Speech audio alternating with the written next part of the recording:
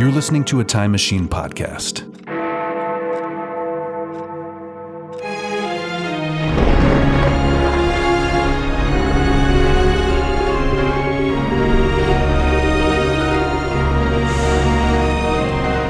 Old Movie Time Machine. An adventure through time and or space.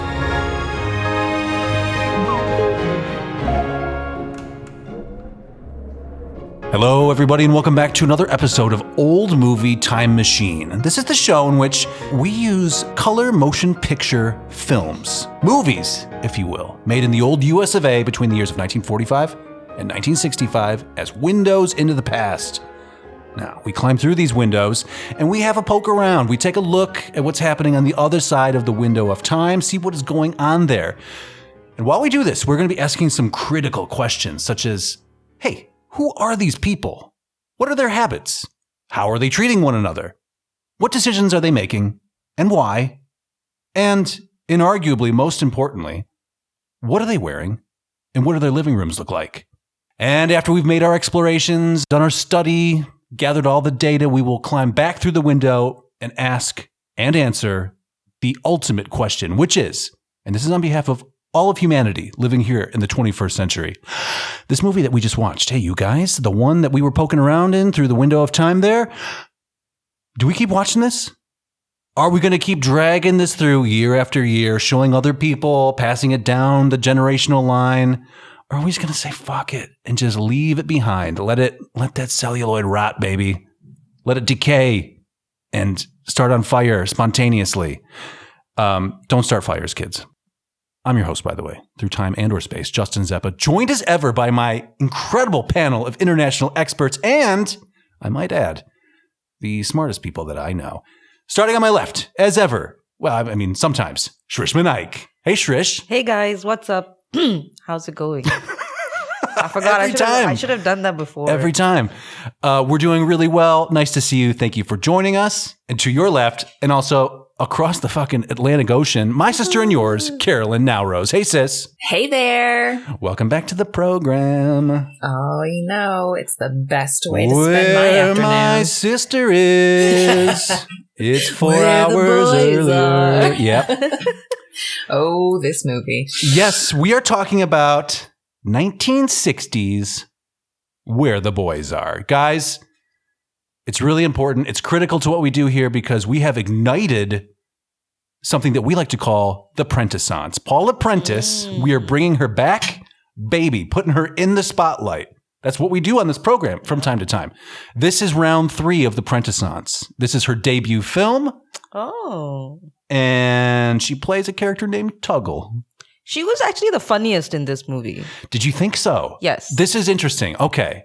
Because, we've talked about this, right? Paula Prentice, you know, she's real hot, right? Right. But I'll tell you, I left this window of time kind of having a thing for Dolores Hart, a.k.a. Merritt. Yeah. She was smoking. Yeah. Merritt. What's going on with Merritt? She is smart. And even more importantly, she is funny. She's doing voices. She's got bits. She's making commentary. She would fit right into our little cast right here, I think. I would love to have Dolores Hart be on the panel of international experts. Unfortunately, we can't do that because I don't know if you guys read this trivia on the old internets, but she's a Mother Superior nun these days. Oh. She left Hollywood shortly after this movie. What's that? Will do that. Hollywood will do that to you. Okay. If you want to become a nun. She became a Benedictine nun a few years after making this film and just left the industry altogether. But she still votes for the Academy, I guess. So she is, I think, the only nun who gets a vote during Oscar season. And she does, apparently. So, trivia about Dolores Hart. But also, all right, Dolores. She was cute. We'll get you. Yeah. I mean, all of the ladies, they're all cute. But I found Paula Prentice, her jokes, I was like, haha, there was some. It's classic Paula, but she's also, her character is super insecure. Yeah. And it's not the best look, you know. It's better when she's making fun of Rock Hudson. Right. I think we can all agree on that, right? Oh, or Bob Hope. Make fun of either of those bozos. Yeah. But I mean, I think part of it I mean, and I feel for her as a fellow tall woman that was always very tall among my friends. And how tall are you? I'm 5'10". 5'10". Okay. So you are basically Tuggle sized. You are Prentice sized. You're a half an inch short, according to her. Yeah. Yeah. And then maybe I'm shorter now than I was back in the day. Who knows? I might already be shrinking. But I mean, it was always awkward when you stand in photos and like you're the tall one, but I also was not like, I have to date a guy that's taller than me. I don't know. Like I wasn't as hung up about it when it came to the dating part of it. That's very progressive of you. Just don't be a dick. Was that the goal? Yeah, but like it took me a couple of dicks to come to the conclusion. Alrighty. My sister and yours, audience. My sister and yours. Guys, where the boys are. Where are they? Hey, Shrishma, you're asking me a question. I'm going to ask you a question right back. I'm going to ignore your question and then answer right back. Do you have a one-line review for Where the Boys Are? I mean, really? So no. Yes. The answer is no. No, I Carolyn, do you? I do have a one-line review. Okay. But it was the first thing that came to my mind as I watched this movie, so I'm just going to stick with it. Okay. And it's Where All the White Boys Are. Because I'm so over Guilty these as charged. movies. Yep. Hey, sis. Yeah. Just real quick, a real quick question for you. Do you have a one-line review for Where the Boys Are? I'm going to try. Okay. As I told Shrishma, I never know what these are going to be. They surprise me every week, and then I forget them. And then when I re-listen to the episodes, I'm surprised again. Okay. So I'm going to wing it.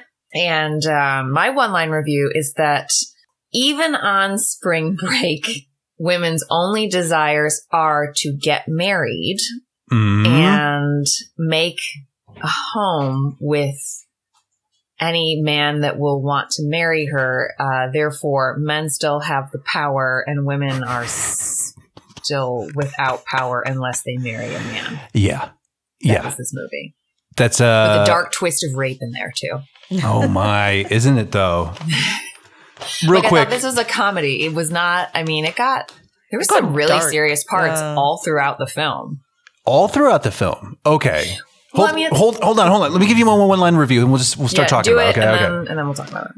One line review. Apparently, women can't do anything without wondering where the boys are. The end. That's it. That's It's just, perfect. It's the entire time, That right? was perfect. Okay. So anyway, Carolyn, continue. Because I guess this is ostensibly a comedy, right? I think this would fall into that category. A lot of joking, kids, a fun time. But what else other than the rape? What other dark Spoiler currents? alert. Yeah. Someone gets it's happening. Raped.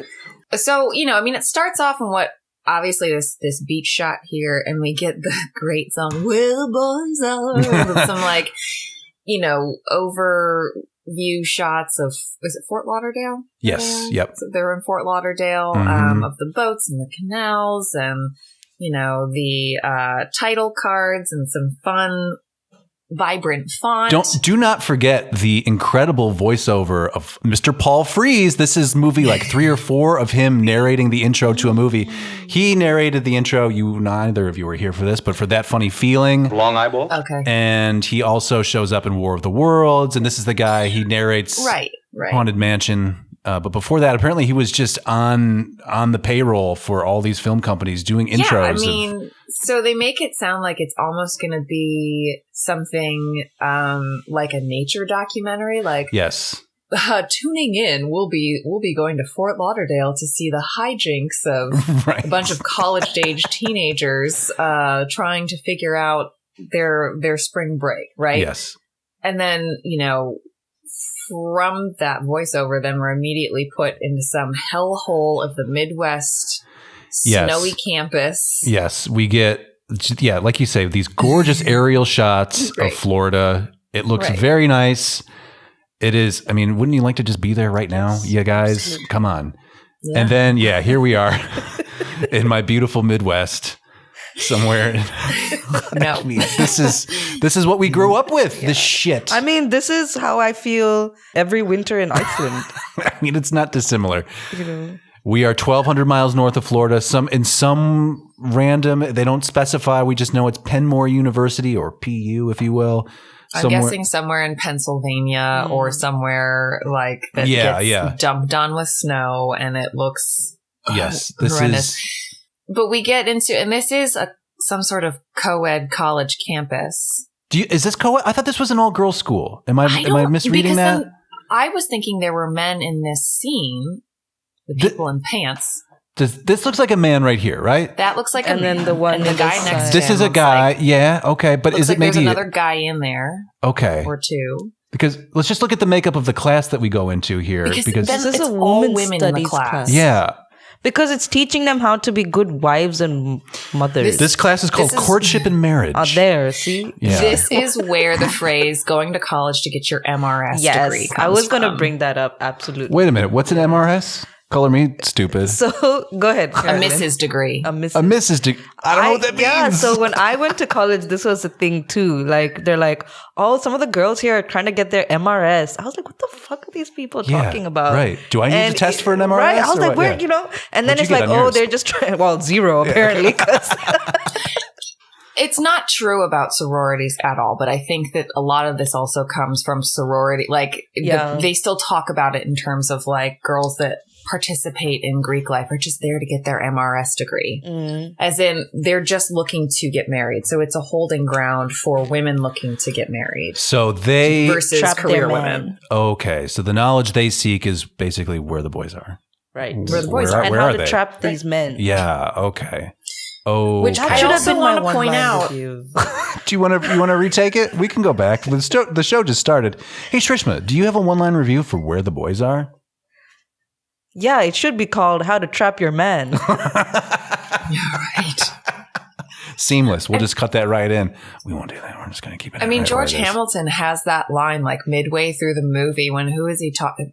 I can't remember who he's talking to. Is he talking to, I don't know, one of the other guys where he's like, yeah, these girls just don't understand how dangerous it is for a man to get married.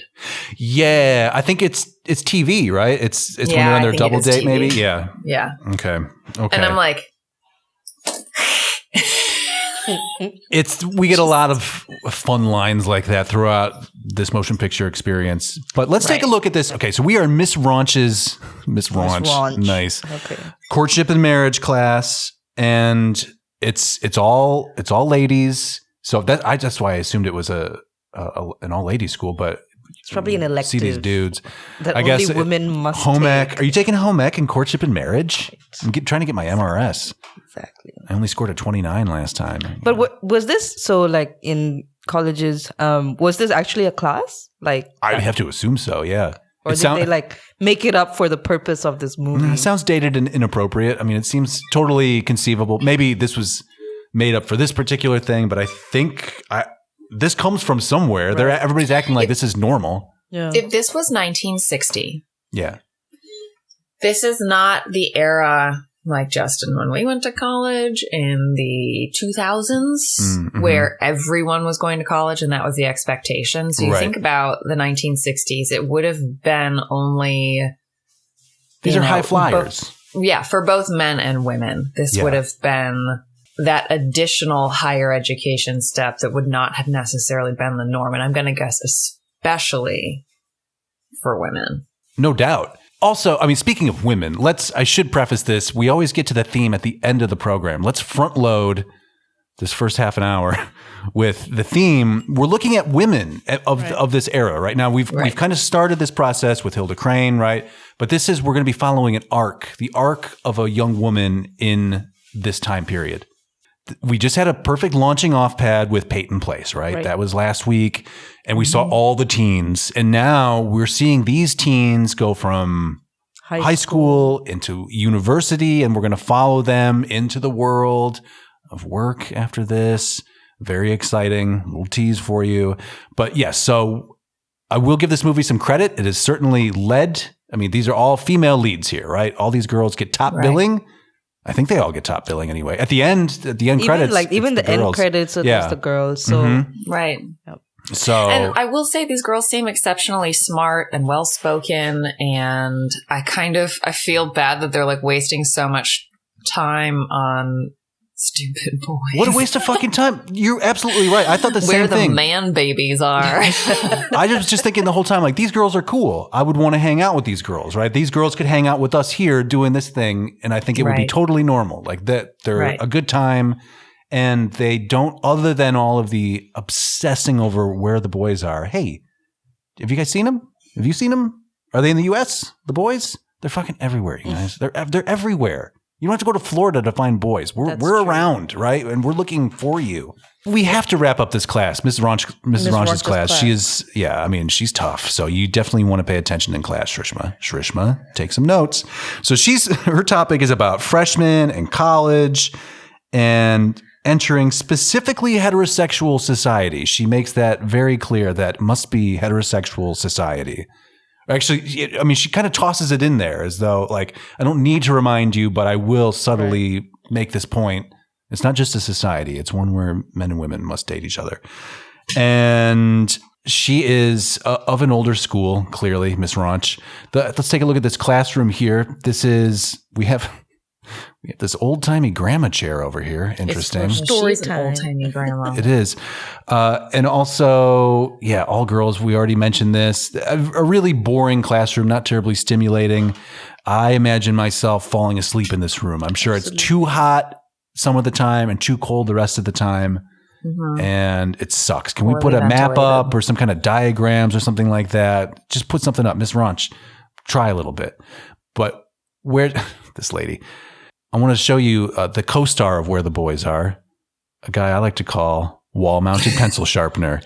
Guys, I saw this pencil sharpener framed right next to Miss Ranch. It looked like it's done on purpose. I mean, this is clearly a prop that was like, you got to have a pencil sharpener for a classroom. But it just sticks out as like in a room with nothing, we have a pencil sharpener, which brings a point.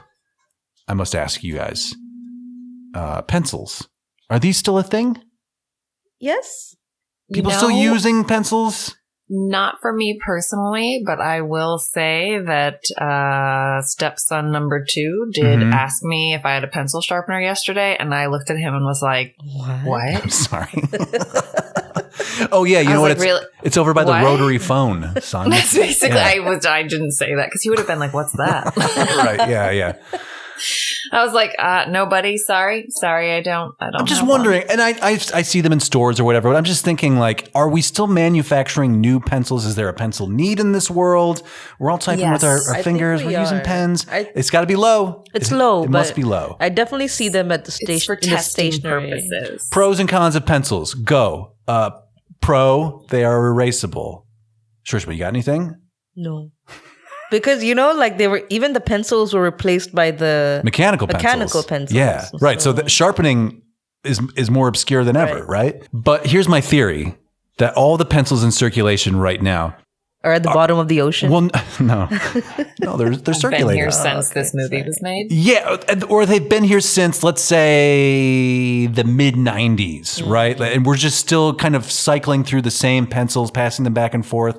Plus, okay, there are new pencils in the world. I see them, but I think they're mostly used as very cheap promotional tools. You put the name of your company on it or your product, and then it's a pencil. Like, what's that cost? Like 2 cents to make.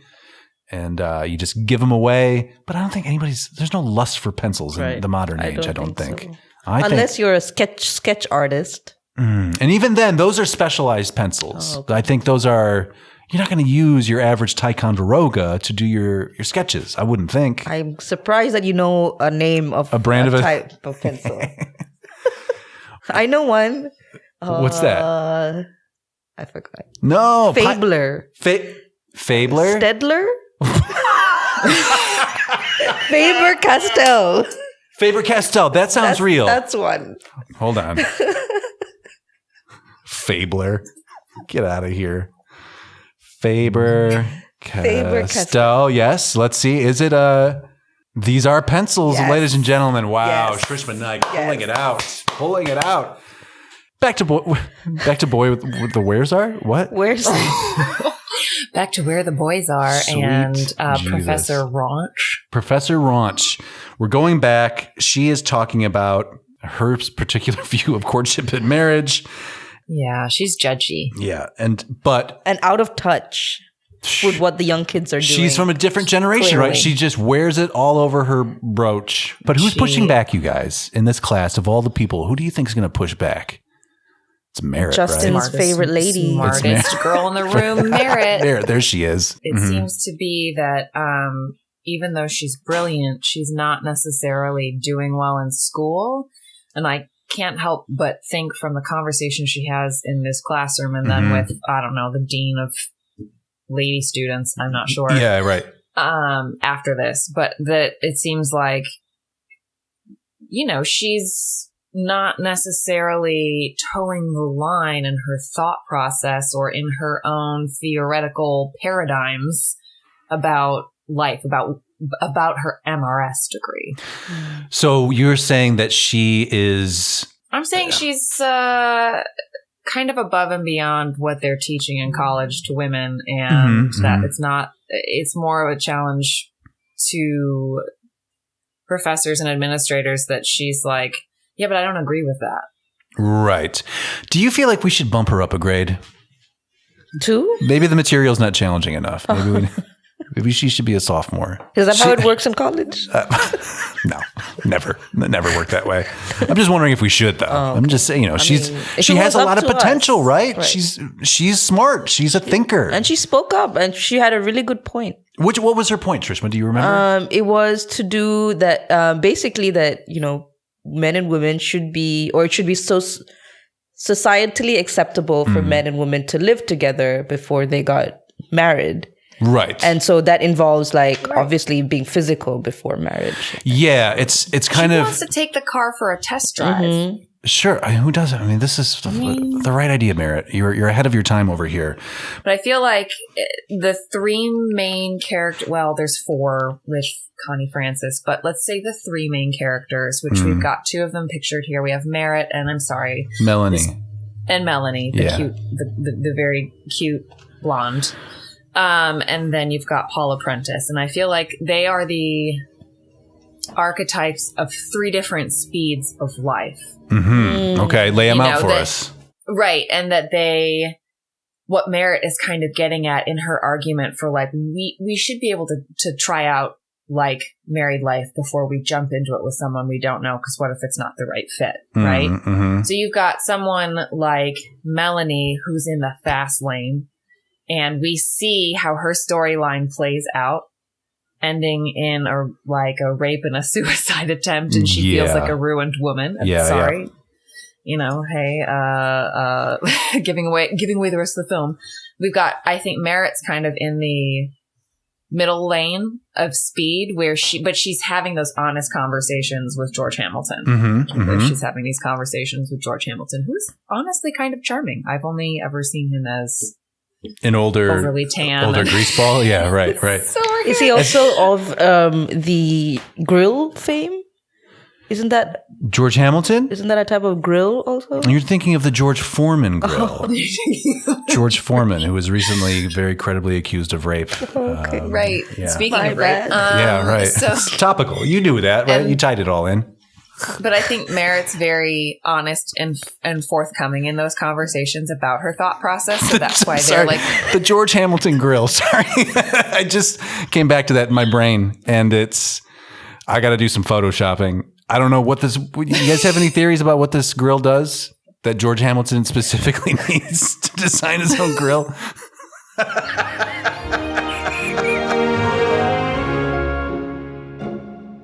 So let's get back to these girls now that we've covered Merritt, who is, I believe, top billed, right? She's the main character of Dolores the 3 main. Hart. Yeah. And so we've got her, we've got Melanie, who is, as you say, a sort of, is she an innocent? She's an innocent blonde, we call her? Yeah. She's pretty, She's pretty sweet and innocent and wants to see the best in people, I think. And we've got Tuggle, played by Paula Prentice, of course, who is, her defining characteristic is that she is 5 feet 10 and a half inches tall, and she is, she's trying to remain chaste and date a guy without sleeping with him. And then we also have Angie. Let's not forget Angie, This is another introducing. We were introducing Paula Prentice, but also Connie Francis, who sings the song "With a Boy" and appears in a couple other motion pictures as well, singing songs. She was primarily a singer, I believe, who Bobby Darin style got roped into doing some acting as well. Joan is my maid. And so she gets a couple of numbers in this picture. For some reason, so she's on the hockey team at school, which is code for a little too tough to be loved by a man. So she always... Not so feminine. She's asking where the boys are more than I think anybody else, right? And it takes her a long time to hook up with a boy. And by boy, I mean middle-aged Frank Gorshin, a.k.a. Batman's the Riddler. 3 of the 4 girls are very excited to go down to Fort Lauderdale for spring break. We got to get out of this goddamn blizzard, the goddamn Midwest. We got to go down to fucking classy as shit Florida because rumor has it, that's where the boys are. Rumor has it. Very good. Is that you? It's Adele. Adele? Hey, is that you? Hey. But there is one scene right before, after this, where she's getting ready to go out into the snow and she's just really upset about it. Yeah. And I just felt her pain in that moment. Oh, yeah. I feel you, girl. We're living that life for sure. If I see one more snowflake, I'm going to vomit. Yeah, exactly. Yeah. Yep. But Merritt, however, she feels like she's behind, as we've just learned. So she wants to stay back at school. Sucks, Merritt. Don't do it. And she wants to study. Sucks, Merritt. Don't do it. Go to spring break. Her, dean of ladies is like, you're going to go to your family, right? And she's like, yeah, well, that sounds great. Okay. I'm disappointing them big time. So no, I think not. Anyway, the other 3, kind of put the squeeze on her. And eventually she agrees to go to Florida. So we cut to them road tripping, having a great time. And this is a classy group of classy ladies. And here they are having a great time driving their very dirty blue convertible. Like, what's up with this car? I don't know, because this is not a matter They're of college kids. They no, don't have but money. Carolyn, I mean, there are dirt clods on the hood of this car. This is not like, I can only afford a beater. This is like we drove through a pig farm. Well, they were just coming out of the snowstorm, so maybe... Why the dirt clods? Shrishma? A Midwestern snowstorm. Dirt clod. Again, it's not the Dust Bowl. Why is there dirt all over? It's coated in dirt. Nobody has any answers for me. Write us in, by the way, partyline at oldmovietimemachine.com. Anyway, they are driving and talking about, you guessed it, where the boys are. We find out, I forget if it's here or in the narration or whatever, but apparently, so 20,000 kids go down to Fort Lauderdale. 80% of them are guys, and that's why the girls are going down there.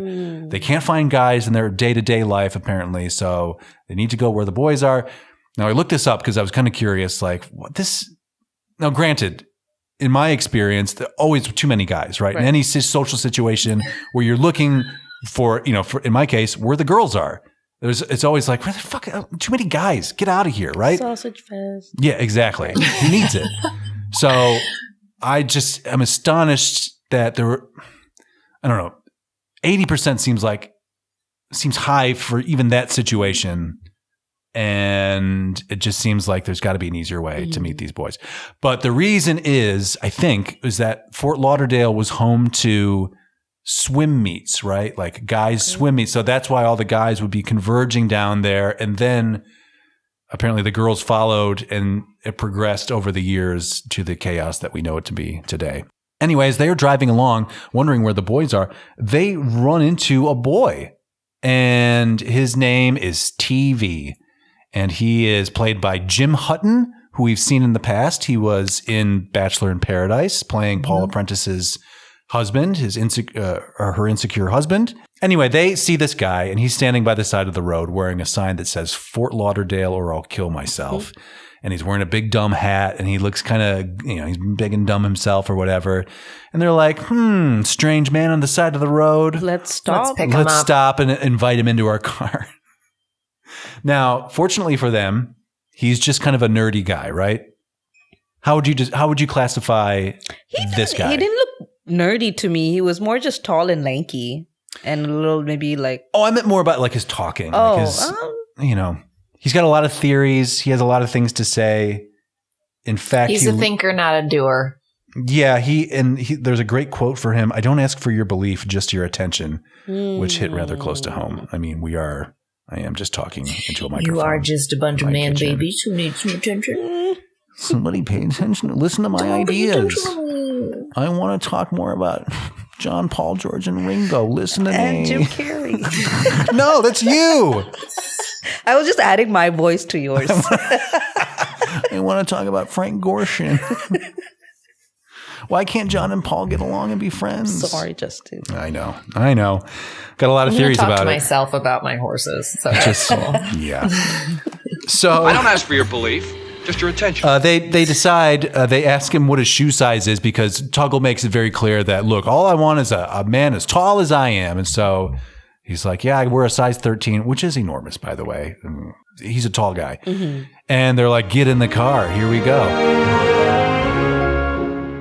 Hey everybody, it is call to action time. This is the part of the show where I bring some things to your attention, such as this week's major event, which is I need for you to go to our show, Old Movie Time Machine, on whatever podcast platform you're listening to it. And I know you're listening to it because you're hearing this right now. So you have no excuse.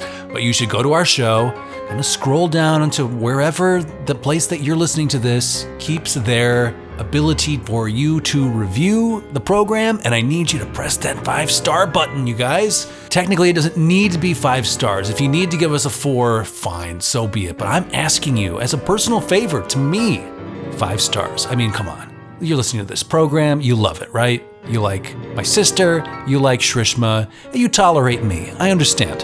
You probably love Paula Prentice and Dolores Hart. So on their behalf, here's what you're going to do.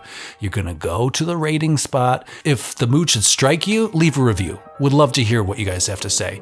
But all you got to do is just push that 5-star review button, and it will help us out tremendously. And the more we're helped out, the more we can make awesome programs just like the one you're listening to right now. So if you please give us a review, I'm going to thank you just like I will right now. A little sneak preview for you. Thank you. And now back to the show. So, as they are hanging out on the beach, who should walk by?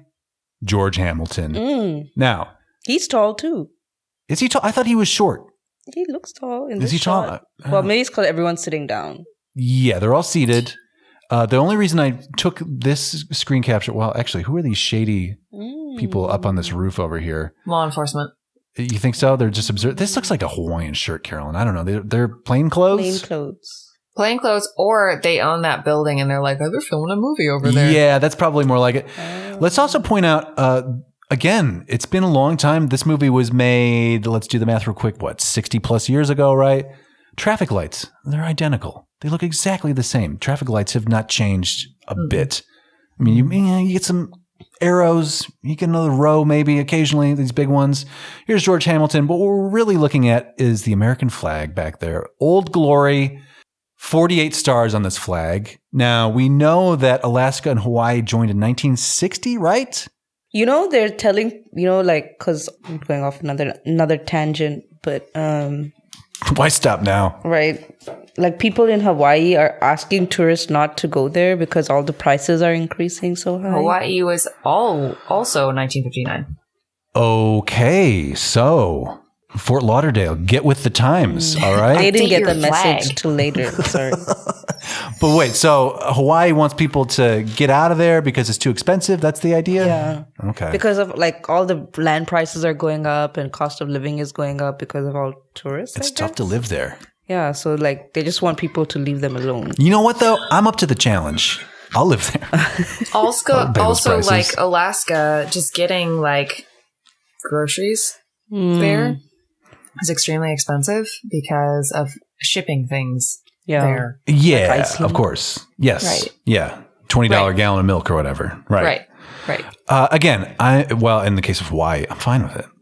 Whatever. I'll skip the milk. How's that? I'll live off the land. And get your own milk. I'll eat nothing but fresh caught dolphins. Give me that beach.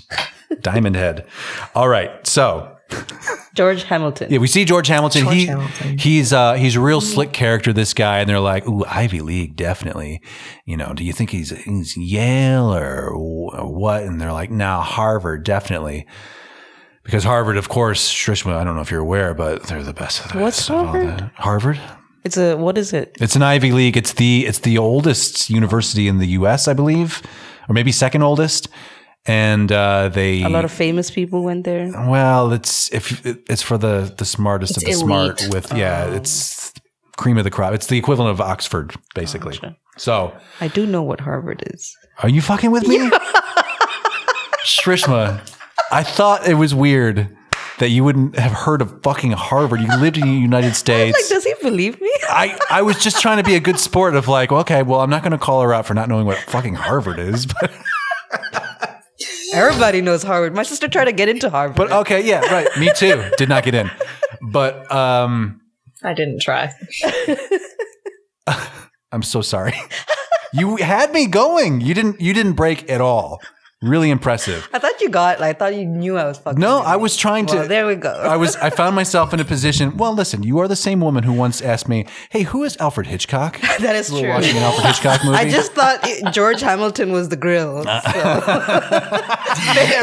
right. Fair. So you put me in tracking.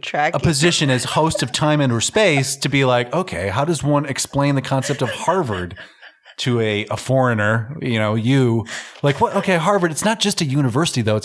It's the Oxford of the United States, Shrishma. I'll take it seriously. All right. Now, Melanie returns from her evening out with Dill, and it's intimated that they did do it, right? Right. Is it this one or is it a little later? Is it? No, she does do it with Franklin. Wait. Because there's 3 guys? Or There are 2 guys. 2. But I feel like, okay, because she says something along the lines of, you wouldn't tell anybody, right? And he's like, no, I wouldn't. Dill, by the way, how do you guys feel about Dill at this point in the film? He's very intense. He's just staring at her with sociopath eyes, dead eyes, kind of. Like he's a man on a mission, and he's gonna he wants to make sure that he achieves it. Yeah, and he's he's mesmerizing her, almost like he's focused on her Charlie Manson style. It's bizarre. I wasn't sure. I mean, they are fully dressed when they return from their hideaway. They find a secret beach to hang out at together or whatever. But she's like, you won't tell anybody, would you? But I don't know. Then she says tomorrow, right? But I think that's not that they're going to do it tomorrow, but they're going to meet up tomorrow. And he's like, oh, yeah. But I don't know. I had the feeling that they had done it, but I could be wrong. Because I feel like there's this guy, but the second guy she goes out with, she does it with him.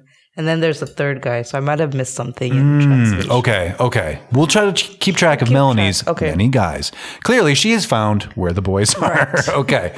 So the next morning, we find it. Oh, this is just another great shot. Just look at the legs. This set, this woman. I mean, it's pretty great. So the next morning we get the Flophouse effect. Now this is pre-Beach Party, by the way. This is 3 years before Beach Party comes out, but we're already seeing the tropes laid down in much better fashion, by the way.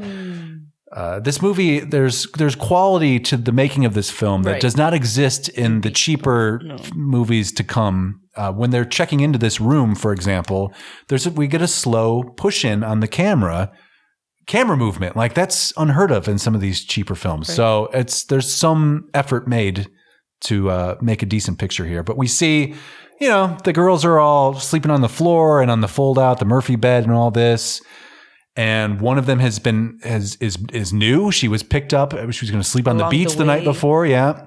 And we see Melanie gazing wistfully out the window, enjoying we like to talk about the different types of smoking that you can enjoy during this era. And this is the smoking that we like to call post-coital, wondering when he's going to call smoking. Yeah, I have written here, wistful Yaley boyfriend smoking. And she is not good at it. She's not a smoker. But she's blowing out her nose. Yeah. And this is right before she starts coughing very loudly, waking everybody up. And they're like, you don't smoke. Well, but Dill does. He's my everything now. So there you go. She heads down to meet up with Dill, as was previously indicated. And I just wanted to just pause a moment here. We've got a beautiful Coke machine. This is, boy, this cost a pretty penny nowadays. And also this incredible gold ashtray out here. I mean, this is classy as fuck. This is outside the room. Good Lord. Classy. But we get a glimpse at the guy's room as well. This is way too clean. This is where we enter the realm of fantasy. The idea that the guy's room, the Yaley guy's room is this clean. But let's see what we've got here. We got some beers happening. We got some smokes. We got some chips. We got a green rotary phone. They're living quite a life here. They are rich boys, so maybe they have a house lady that, or I wonder what this box is. This some kind of crackers or something like this. We got some aftershave, bedside ashtray, of course. These are smokers. And yeah, so housekeeping is paying extra special attention to these boys. Yeah, I think so. They haven't used these glasses yet, which I think is also suspect, but maybe they're just hitting the beers. But you'd think the booze would come out at some point. Anyway, Melanie drops in. This is Franklin, by the way, and this is no name. He doesn't get a line, so we don't know who he is. But she's like, is Dill around? And they're like, well, he got called away for business, for his family, but he'll be back. But you can groove on me if you want to in the meantime. If you need a date, you can just call up old Franklin. But she's in love right now with Dill. Right, so, with Dill. Okay, so there's two guys. Yeah, okay. Yeah. 2 ashtrays in this room. Let's go to the beach, you guys. The whole beach is an ashtray. These 3, they're just looking great. Sitting on the beach set out here, hanging out. And they are just talking about boys, go figure. Tuggle's talking about TV and how, what kind of guy he is. And lo and behold, they turn around. There's TV. What is it between you and that TV character? A potato chip orgy every day? Angie is just slaying at this point. Talking about like, what's with you two? Is it just a potato chip orgy every day? And then she turns around and she sees him approaching wearing some big cowboy hat or whatever. And she's like, what, is he queer for hats? Which I think is like, what is he, queer for hats? Hey, Shrishma, you queer for hats? No, I'm straight for them. Okay. Oh, all right. What is he, queer for hats? Now it's offensive. Perfect. So. I should have said I'm straight instead of, never mind. It's okay. Well, you're fine. Hey, Carolyn, are you queer for hats? What is he, queer for hats? I like a good hat. Yeah, me too. Look, Merritt, by the way, is reading the entire time, and she's got some real zingers too. She's doing voices. Merritt's fucking funny. I don't know. I'm into Merritt in this movie. Paula, don't get me wrong. It's the Prentice-Sance. We all believe in it. Of course, you are golden. You are light. into the one who becomes a nun in the 1960s. Why is that? Of course. What are you talking about? Just because she's like, untouchable. Oh, interesting. Wow. That's an interesting layer. All right. Get under. Me too. I'm kind of curious. I'm very attracted to the mind. What's going on in your mind? What's happening up there? I want to know. Yeah. That's what turns me on. Let's get back to this movie, though. So this is the point where George Hamilton rolls up again, and Merritt is scoped out everyone on the beach. Yeah. He spent the last 24 hours just wandering this beach, looking at every single woman, and he's decided it's going to be Merritt. He's chosen Merritt to sit down next to on this big old beach, and she doesn't give a fuck because she's cool and she's going to read her book. But he sits down and he starts playing this. He starts doing this move where he just draws a question mark in the sand. Now, look, on one hand, this is, I think, kind of a smooth pickup move. On the other hand, I think this is also done because Frank Gorshin, the Riddler, is a co-star in this motion picture, and they just want to give a little interesting, foreshadowing that the Riddler's in town. You think so? No. Okay. No. Listen, I think that this is such not even like charming, but like interesting pickup move. Mm-hmm. That's a great way of putting it. Interesting. Okay. Because all pickup moves are kind of dicey, right? They're shit. Right. I thought this was really well cast with him in it, and I honestly have never seen him in anything like as in his youth. No, nothing before 1985 or whatever. Yeah, no. He's always been kind of tan, older man. Right. But I was like, okay, yeah, I see the charm. I mean, I could definitely. He was spot on in this role, I felt like. Definitely. He does not come off as a creep, I think, for most of the movie. He does the best of not being a creep. I think there's a couple very moments. Knowing and very mature. Well, he's much a senior. More so, right? He's a senior and he's a brown man, so therefore he just comes across as a little bit like more worldly, I guess, is the way to put it. Yeah, and he comes from society too. Whereas we know from previous conversations that Merritt, her parents had to work really hard to send her to college at all. They've sacrificed a lot and everything, so she's not in the same financial position of having an incredible Chris Craft yacht. And grandpa's so she palatial is estate. really working at her MRS degree, and she doesn't even need to finish college because of Ryder. I feel like the MRS degree, I don't think I have a complete handle on this because she doesn't care where the boys are, right? Don't you have to care where the boys are to be working on your MRS degree? She just wants a degree. I think that was the only degree available to women at the time. So he does the question mark routine. He draws a little question mark, and then Merritt very cleverly, she catches onto it right away, and she starts answering the implied questions. Here's my name, my details, my deal. And he does the same, and they decide to hang out together, right? He's going to take her out? Well, I mean, he says, to the fancy place. Let me take you out for cocktails. Yeah, meaning not just the elbow room, but like a nice, mature place. And we see it here. It is a mature place. So mature, in fact, that you might even say it's a mature place. We've got leathery booths here. We've got, of course, an ashtray on every table, which that's a sign of real class. I felt like George Hamilton could have picked me up with this movie. I'm like, this was great. He picked up the smart chick, the elusive one, and he did it in style. And I mean, that totally would have worked.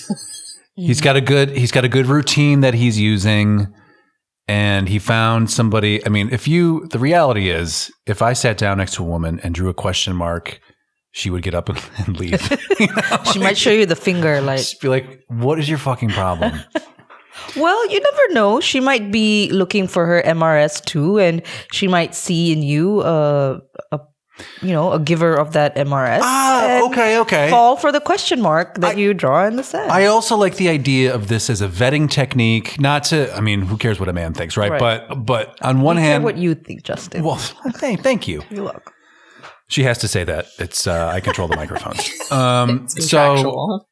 Yeah. But as far as the woman that I want to take out is the woman who gets my routine with the question mark and answers an implied question. Right. That's the one. Right. Because I could conceive of him, of all the people, of all the 80% of men down in Fort Lauderdale on spring break, he would be the one who would not get laid during spring break because he didn't find the right person to do it with or whatever, like somebody who met his standards or his family standards or whatever, however he's gauging people. But I could see him being like, spring break is kind of a bore this year because this dude's he's go above anywhere. it all. Yeah, and he can go anywhere. Right. He's been to Ibiza in the 1960s. I don't know. Is that what he says? I don't know. I just made that up. He took a pill there? Right. Oh. He might have. And her name was Merritt. I'm kidding, Merritt. I love you. You wish you had a pill named Merritt. Right. Meanwhile, Melanie, remember Melanie? Remember Melanie. She has decided to take Franklin up on his offer. Because she hasn't been hearing from Dill. Because Dill's Gonzville, Okay. And so she's like, well... And I get the sense that she and Dill slept together. And this is when she starts talking about... Okay. Hey, where were you like an hour ago when I was like, so did they fuck or what? And everybody was like, I don't know. Did they? Well, okay. An hour ago, I'm telling you now. I think that yes. Did you tune me out, Carolyn? Did you tune me out? Yes or no? I might have. I do think that they slept together. I think that therefore, because that's also when she started talking about, did you hear that someone got married down here last year? Or like after this? And everybody's like, where did that come from? Well, and everyone's like, yeah, that's because she was beating the doctor or the delivery of this Merritt's baby. got it. Like she's Merritt like has the entire timeline. like, yeah, no, that's not. Mm-hmm. So I think that's when she was doing what I was saying, like post-coital, smoking. Right. Waiting for Dill to call. I was quite waiting by the telephone. God, you totally tuned me out. I was waiting. I was left hanging. That's because all the guys look the same to me. So I thought that's an acceptable excuse. Right. You were absolutely correct. I didn't know how many there were.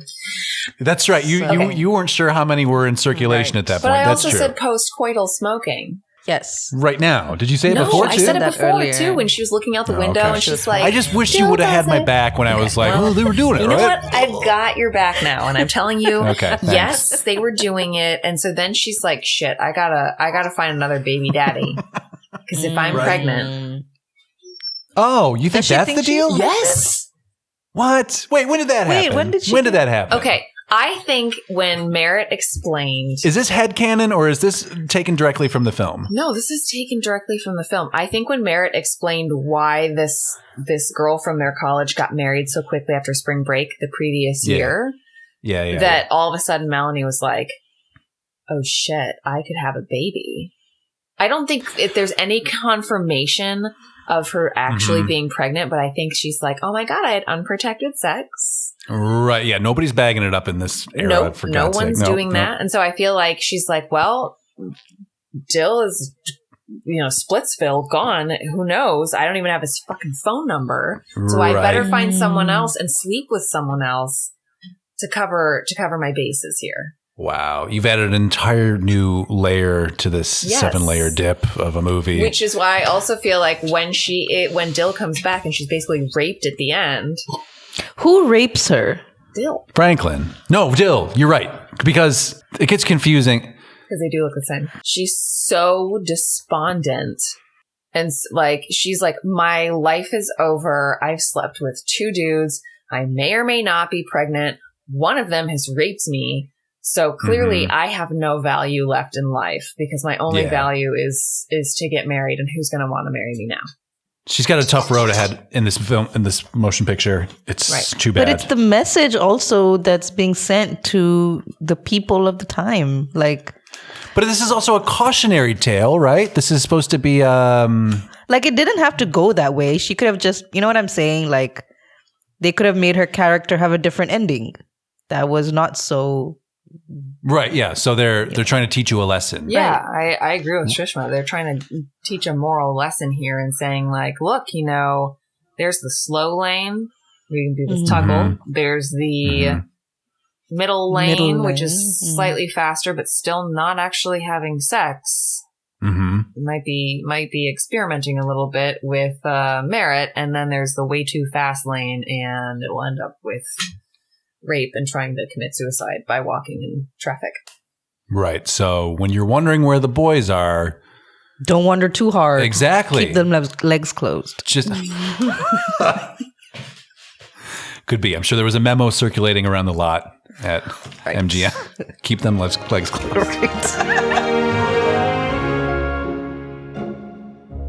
We cut away. Obviously, it's 1960. You're not going to see anything, but we see enough, and it's clearly telegraphed that he is coming after her. And then we see her with her broken strap later on her dress, and she is very delirious with trauma.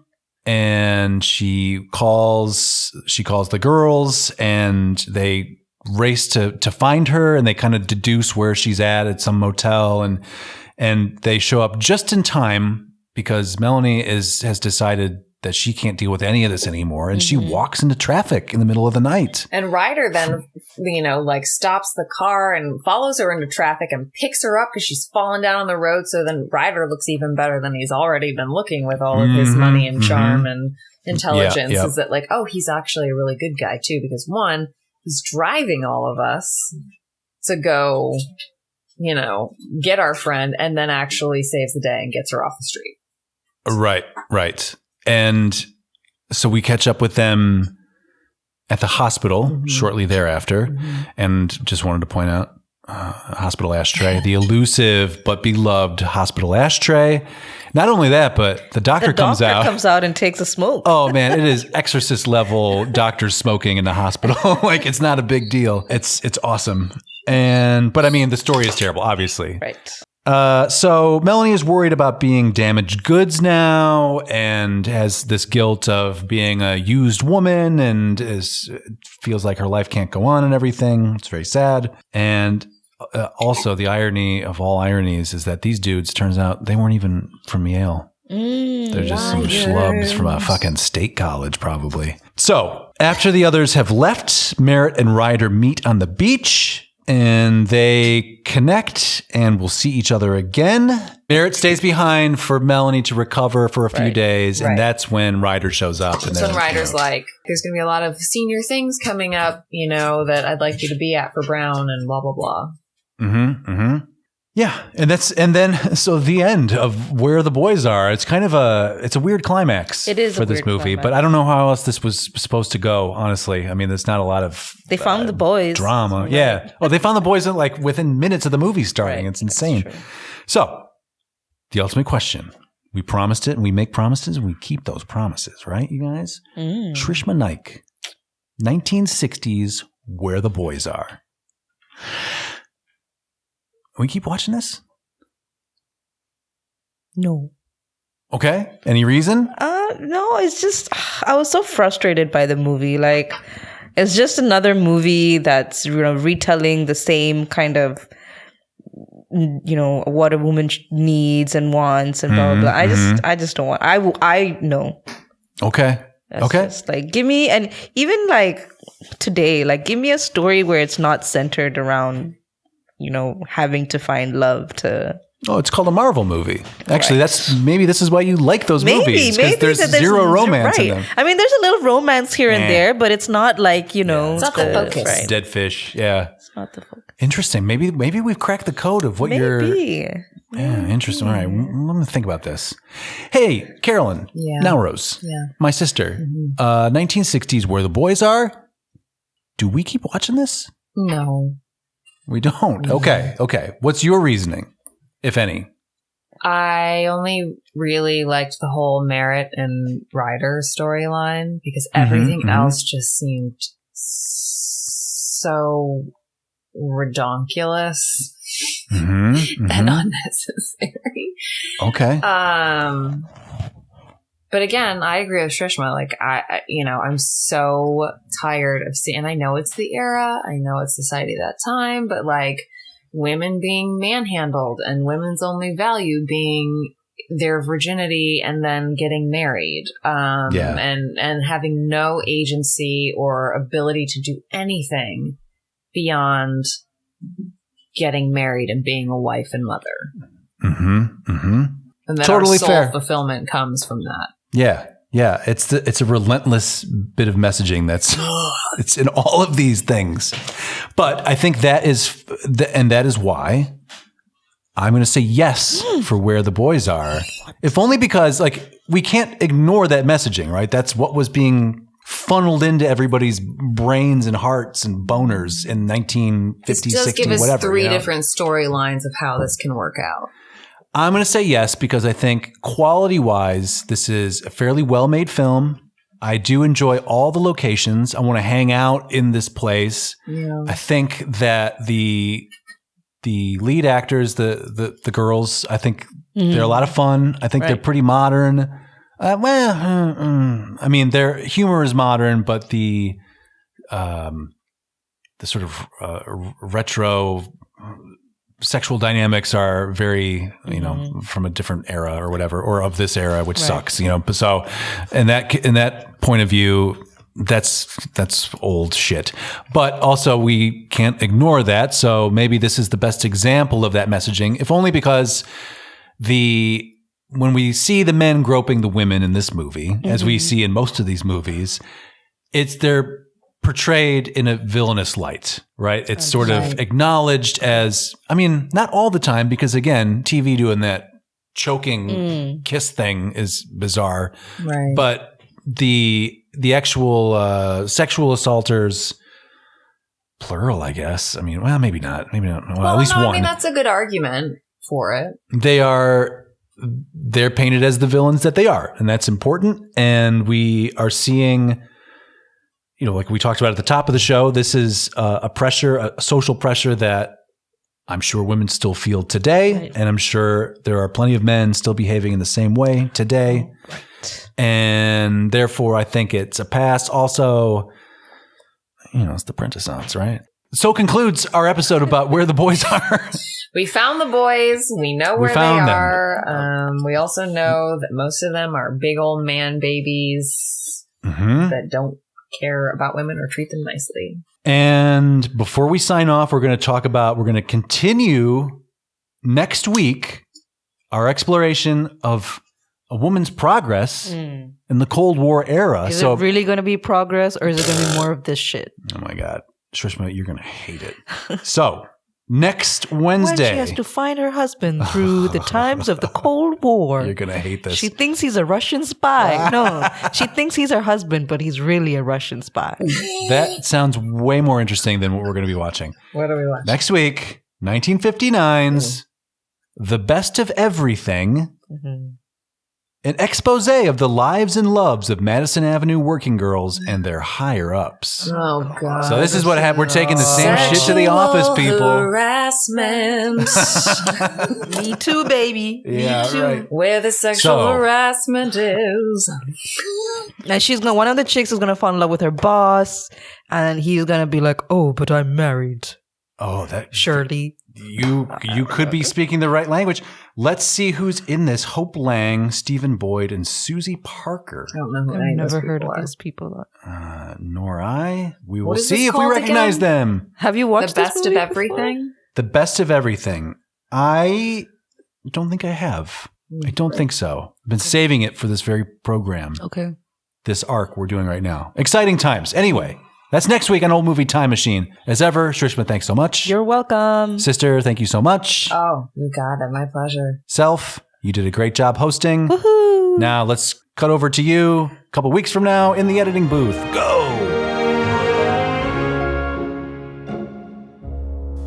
And so concludes another stirring episode of Old Movie Time Machine. I hope you guys enjoyed that.